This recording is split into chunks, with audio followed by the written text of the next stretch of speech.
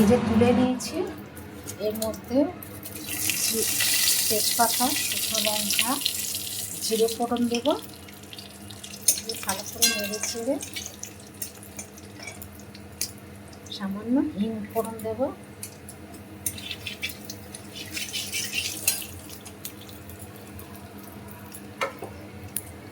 দেব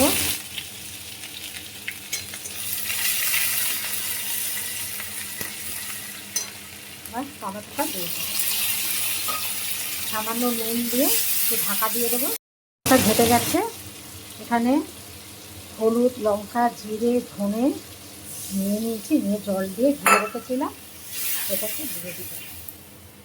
মশলাটা কষা হয়ে গেছে। এবার হচ্ছে মটরশুঁটিটা দিয়ে দেবো, দিয়ে ভালো করে কষে নেব।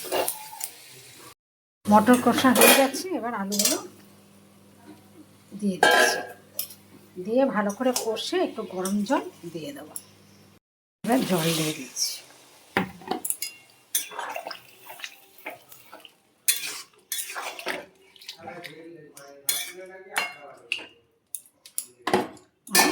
ঢাকা দিয়ে দেব।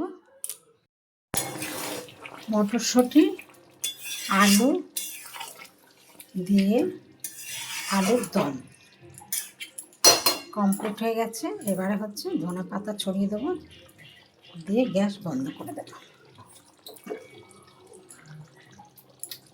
হিঙের মটরশুঁটি আলু দিয়ে দম করেছি। গ্যাসটা বন্ধ করে দেওয়া কমপ্লিট।